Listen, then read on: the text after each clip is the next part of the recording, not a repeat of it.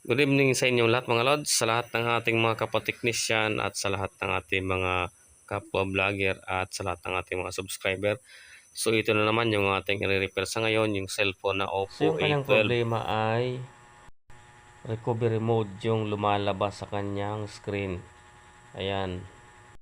Dapat pagkatapos ng logo ay susunod yung mga apps sa screen.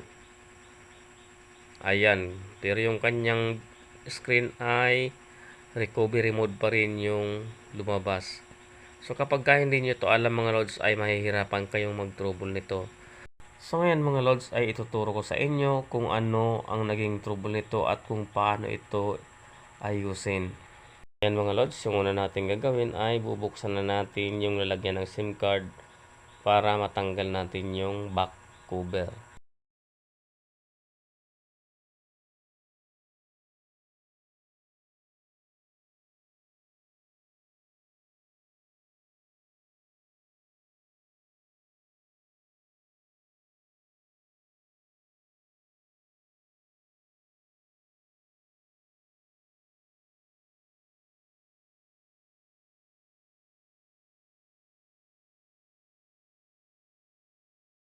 At yung sunod natin gagawin mga lods ay tanggalin natin yung pinaka main board. At yung sunod natin gagawin mga lods ay tanggalin natin yung power switch at yung volume switch. At ayan na nga mga lods, tanggal na natin yung switch. So check natin kung ito ay kinakalawang na.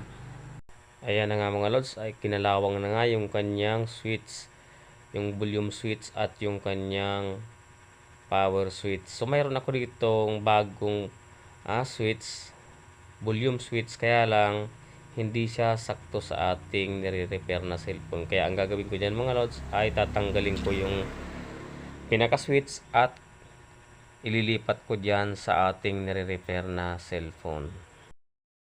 At ayan na nga mga idol, nailipat ko na yung ating switch na bago doon sa ating nire-repair na cellphone. Ayan.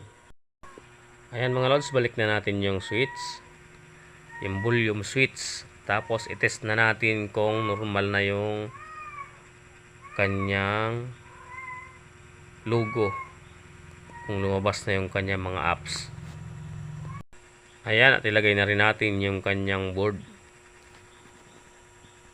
Ayan mga lods, check na natin, power on na natin kung normal na yung display ng ating nire-repair na cellphone. Ayan, wala na yung kanyang recovery mode. So antayin lang natin ng ilang segundo hanggang lumabas yung kanyang mga apps. So ayan mga lods, successful na yung ating nire-repair na cellphone.